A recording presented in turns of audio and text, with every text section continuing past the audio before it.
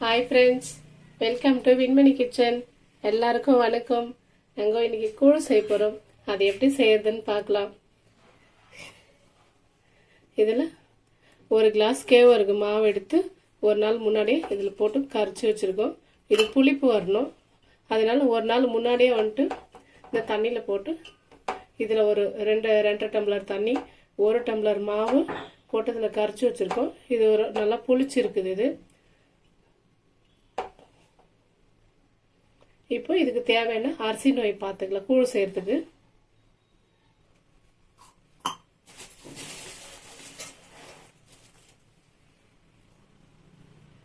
ஒரு டம்ளர் மாவுக்கு ஒரு டம்ளர் அரிசி நோய் எடுத்திருக்கேன் நான். இதே டம்ளர் தான் ராகி மாவை எடுத்து கரைச்சது. இதே டம்ளர் தான் அரிசி நோயும் எடுத்துக்கிறோம்.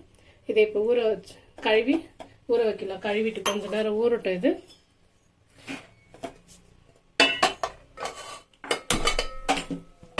அடுப்பு பற்ற வச்சிருக்கிறது.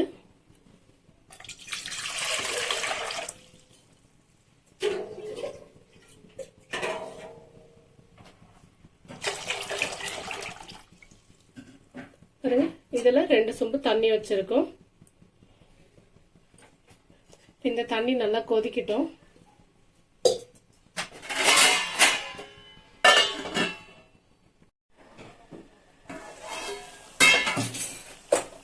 நல்லா தண்ணி கொதிச்சுட்டு இருக்குது. இந்த நேரத்தில் நம்ம ஊற வச்சு அந்த அரிசி நோயை கழுவி எடுத்து வச்சிருக்கோம். இப்போ இதோட சேர்த்துக்கலாம். தண்ணி நல்லா கொதிச்சிடுது.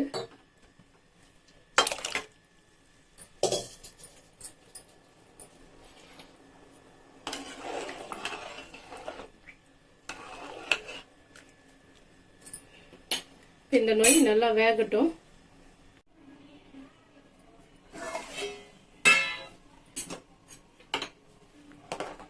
பொங்கி வந்துருச்சு. இந்த நேரத்தில் நம்ம கேஸை மீடியம் தீயில வச்சுக்கலாம். இன்னும் நல்லா வேகணும். இது ஃப்ரெண்ட்ஸ், இந்த அரிசி நோய் நல்லா வெந்திருக்கான்னு பார்க்கலாம். இப்போ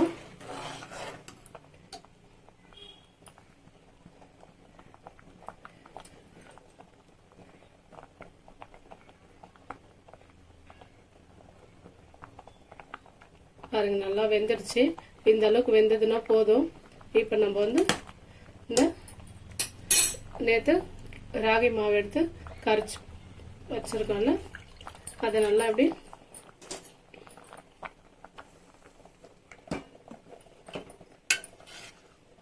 கட்டியாக இருக்குது. இந்த மாதிரி நல்லா மிக்ஸ் பண்ணிக்கலாம். அரிசி நோய் இப்போ நல்லா வெந்துடுச்சு. இப்போ இதை அதோட சேர்த்துருவோம். கரெக்டாக இருக்கும் இப்போ கூழுக்கு.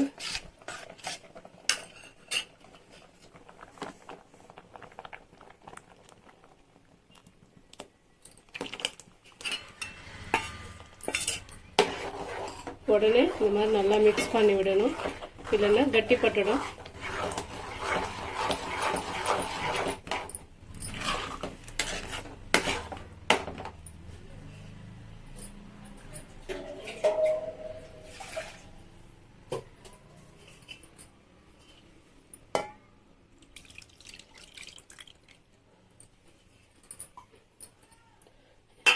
இதில் ஒரு டம்ளர் தண்ணி ஊற்றி அந்த மாவை கழுவி ஊற்றிக்கலாம். கிணத்துல இருந்தது.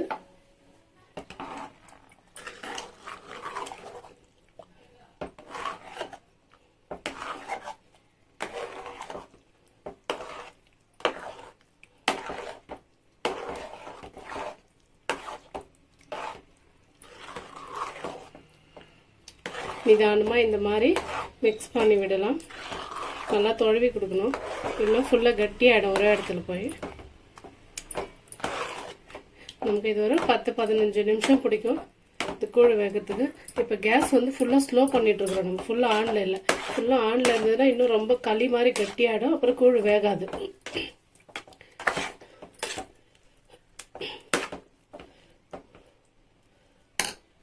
ரொம்ப கட்டியாயிடுச்சு.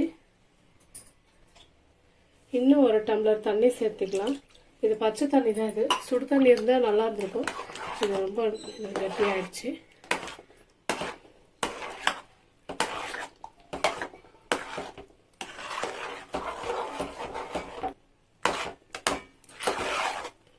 பாருங்கள் எல்லாம் ஒரே மாதிரி நல்லா இந்த மாதிரி தொழுவிட்டோம் க்ளீனாக. இப்போ வந்து இது வேகிறதுக்கு ஒரு 10 நிமிஷம் ஆகும். நம்ம இப்போ ஒரு தட்டு போட்டு மூடி வச்சிருவோம். இது பிளேட் போட்டு மூடிட்டு இடையில ஒரு 2 நிமிஷத்துக்கு ஒரு முறை திறந்து தொழுவி கொடுக்கணும். அதில் கேஸ் ஸ்லோவாகவே இருக்குது. ஃபுல்லாக ஸ்லோவில் தான் வேகணும். தீ ஃபுல்லாக ஆனில் வச்சோம்னா கூழ் வந்து கீழே அடி பிடிச்சிடும், தீஞ்சிடும். கூழ் தீயாமல் வேகணும்னா கேஸ் ஃபுல்லாக ஸ்லோவாக இருக்கணும். இந்த மாதிரி தட்டு போட்டு மூடிட்டு சென்டரில் ஒரு 2 டைம் திறந்து தொழுவி கொடுப்போம் ஃப்ரெண்ட்ஸ். திறந்து பார்க்கலாம். இப்போ பாருங்க பபிள் சுடுது, கூழ் நல்லா வெந்து வருது.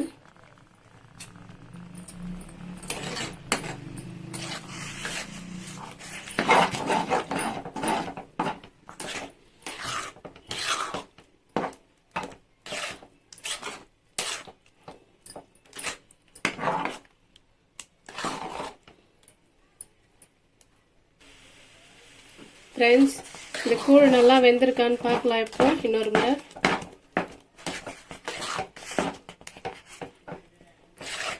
இந்த வெயிலுக்கு வந்துட்டு கூழ் குடிச்சோம்னா மத்தியான டைம்ல செம்மையா இருக்கும். குளிர்ச்சி ரொம்ப நல்லதும் கூட கூழ். இப்போ இது வெந்திருக்கான்னு பார்க்கறதுக்காக ஒரு டிப்ஸ் யூஸ் பண்ண போகிறோம்.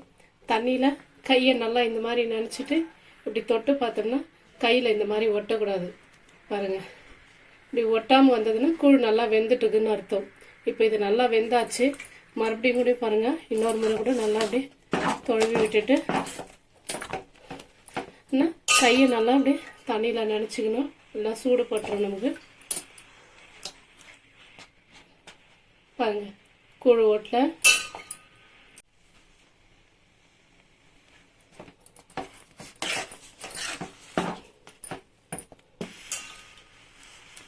பாருங்க நல்லா திரும்ப 4-5 டைமு தொட்டு பார்த்தாச்சு. க்ளீனாக வெந்துட்டு இருக்குது. இதை சுற்றி இந்த மாதிரி பண்ணிவிட்டு இப்போ அடுப்பை அணைச்சிருவோம். அணைச்சிட்டு இது தண்ணி தொட்டுக்குன்னு இந்த மாதிரி எடுத்து விட்டுடலாம். விட்டுட்டு ஒரு தட்டு போட்டு மூடி வச்சுருவோம். மூடி வச்சுட்டு நாளைக்கு மத்தியானமோ இல்லை நாளைக்கு மறுநாள் காலையிலையோ நம்ம கரைச்சிட்டு குடிச்சோம்னா நல்லா டேஸ்டாக இருக்கும்.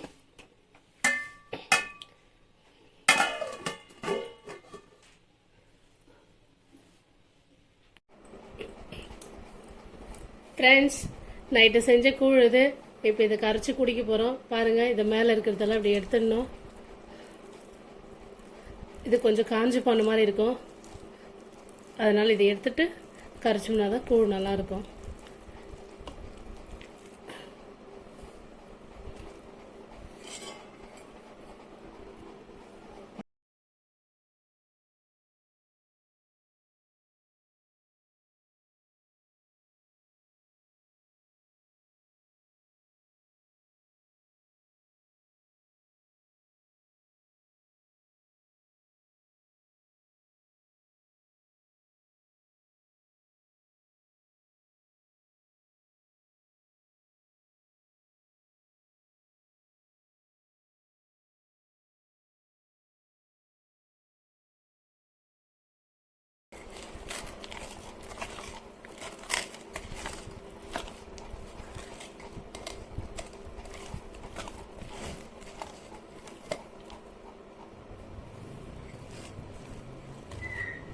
பாருங்க இந்த மாதிரி நல்லா கரைச்சி வச்சது.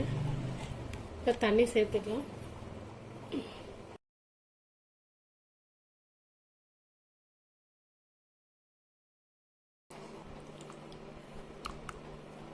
பாருங்க இந்த அளவுக்கு இது கரைச்சிட்டோம். நம்ம இதுக்கு வெங்காயம் தயிரெல்லாம் சேர்த்துக்கலாம்.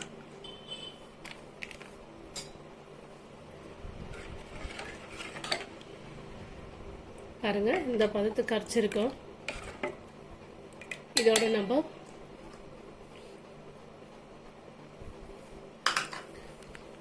தயிர் இருக்கு. தயிர் ஒரு 1/4 லிட்டர் அளவுக்கு சேர்த்துக்கலாம்.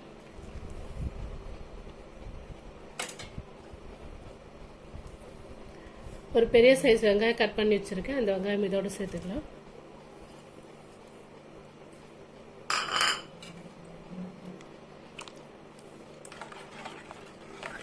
இந்த வெயிலுக்கு இந்த தயிர் வெங்காயம் எல்லாம் மிக்ஸ் பண்ணிட்டு இந்த கூழோட குடிக்கும்போது செம்ம டேஸ்ட்டாக இருக்கும். வெயிலுக்கு உடம்பு ரொம்ப குளிர்ச்சியாகவும் இருக்கும், ரொம்ப நல்லதும் கூட இது. இந்த மாதிரி நீங்களும் செஞ்சு சாப்பிட்டு பாருங்கள் ஃப்ரெண்ட்ஸ். கூழ் இப்போ ஒரு டம்ளரில் மாற்றிக்கலாம் குடிக்கிறதுக்கு.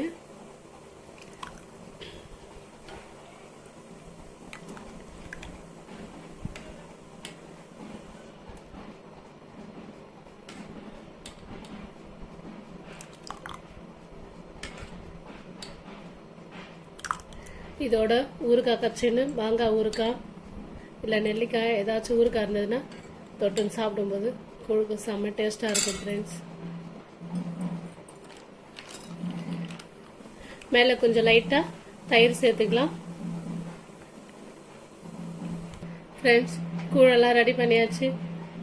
நெல்லிக்காய் ஊறுகாய், காட்டு நெல்லிக்காய் ஊறுகாய், மாங்காய் எல்லாம் இருக்குது பாருங்கள். இந்த மாதிரி சாப்பிடும்போது செம்ம டேஸ்ட்டாக இருக்கும். அது வெய்ய காலத்துக்கு ரொம்ப நல்லா இருக்கும் ஃப்ரெண்ட்ஸ். நீங்கள் சப்ஸ்கிரைப் பண்ணுங்கள் ஃப்ரெண்ட்ஸ். ஓகே, பாய்.